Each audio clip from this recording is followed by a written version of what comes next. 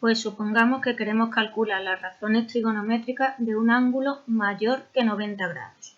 Es decir, un ángulo que no está en el primer cuadrante. Te recuerdo que los ejes dividen al plano en 4 cuadrantes, que son el primer cuadrante, el segundo cuadrante, el tercer cuadrante y el cuarto cuadrante. Se denominan con números romanos y en sentido contrario a las agujas del reloj. Hasta ahora los ángulos que hemos estado estudiando estaban en el primer cuadrante, eran todos menores que 90 grados, pero ¿qué pasa si tengo un ángulo en alguno de los otros cuadrantes? Pues nos vamos a centrar en el segundo. Por ejemplo, vamos a intentar calcular las razones de 120 grados, que está en el segundo cuadrante, puesto que este eje son 90 grados y este eje de aquí son 180. Pues lo primero que voy a hacer es dibujar un ángulo de 120 grados. Y para ello voy a usar la circunferencia goniométrica, que ya sabemos que es una circunferencia de radio 1 centrada en el origen. Voy a dibujar mi ángulo de 120 grados, que es ese ángulo de ahí. Desde el origen hasta el segmento hay 120 grados. Y quiero calcular el seno y el coseno de ese ángulo. Pues lo que voy a hacer es relacionarlo con uno de los ángulos del primer cuadrante, que ya los hemos estudiado. Por eso esto se llama reducción al primer cuadrante. Cojo un ángulo de cualquiera de los otros 3 cuadrantes y digamos que lo muevo, entre comillas, hasta el primer cuadrante y una vez que esté ahí, pues lo estudio. Lo primero que voy a hacer es dibujar el seno y el coseno de 120.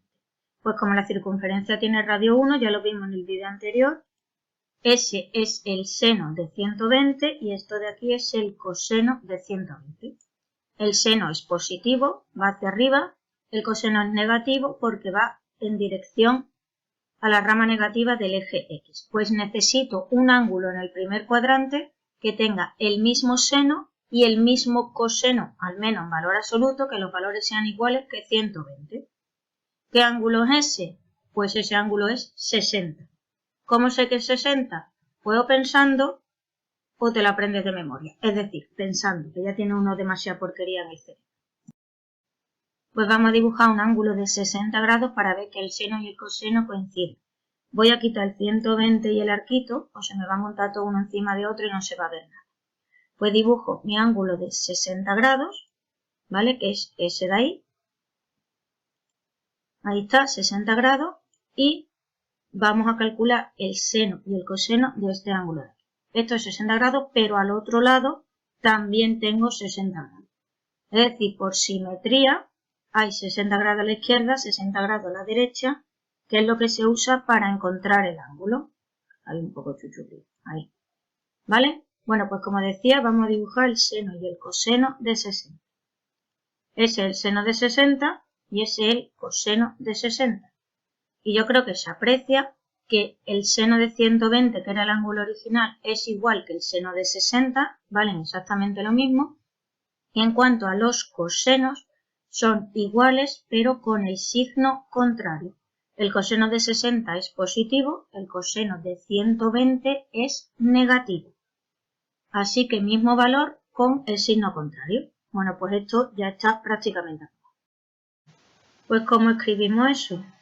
El coseno de 120 es igual al coseno de 60 cambiado de signo, es decir, menos el coseno de 60.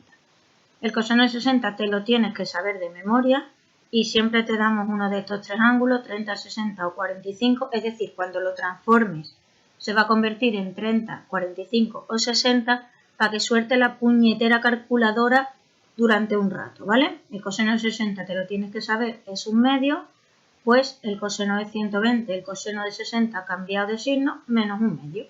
¿Qué pasa con los senos? Pues los senos son exactamente iguales. El seno de 120 es igual al seno de 60, que vale raíz de 3 partido por 2. Y ya he calculado las dos razones trigonométricas simplemente relacionándolo con un ángulo del primer cuadrante. Ya repito, es cuestión de encontrar ese ángulo. ¿Cómo lo hacemos? Pues lo que te he dicho, dos formas, pensando o me la aprendo de memoria. Repito cómo lo he hecho y luego te digo la fórmula por si te la quieres aprender, que yo no la aconsejo. Volvemos al principio. Yo tenía mi ángulo de 120 grados y necesito uno en el primer cuadrante que tenga el mismo seno y el mismo coseno. Yo en clase siempre hago el dibujito, ¿vale? ¿Qué ángulo es ese? Pues me fijo en cuánto le falta 120 para llegar a 180, que son 60 grados. Pues en el primer cuadrante ese es el ángulo que necesito, 60 grados. Simétrico respecto al eje Y. Así que me voy al primer cuadrante y dibujo 60 grados. Perdón por el fallo, ahí está, 60 grados. ¿Vale? Y estos dos ángulos sé que tienen el mismo seno y el mismo coseno, al menos la longitud es la misma y que lo que cambia es el signo. Así que a partir de ahora trabajaría con 60 grados. De forma general, supongamos que tenemos un ángulo beta en el segundo cuadrante. Para pasarlo al primer cuadrante, mi ángulo alfa, el que tengo que trabajar con él, sería 180 menos beta. Por ejemplo, en el caso anterior, mi ángulo beta del segundo cuadrante era 120 y el ángulo alfa en el que se ha convertido, 180 menos 120 igual a 60.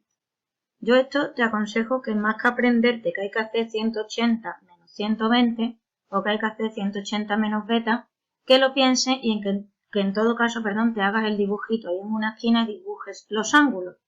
Porque dependiendo del cuadrante, la formulita, digamos, es una distinta. Luego llega el examen, estás nervioso, no te acuerdas si era 180 menos beta, 180 más beta o 360 menos 428 alfa, lo embrollas todo y no eres capaz de hacer el ejercicio. Llega un momento en que hay que dejar de aprenderse cosas de memoria y empezar a razonar. Igual el momento es hoy. Y te dejo ahí el enlace a todo el tema de la circunferencia goniométrica, los signos del seno y el coseno dependiendo de los cuadrantes y demás, de forma que si algún día te da por ponerte a estudiar, al menos no termine echándome las culpas a mí porque no te enteraste ese día. Ahí lo tienes para que lo veas todas las veces que quieras y si no, yo al menos me medio quedo con la conciencia tranquila.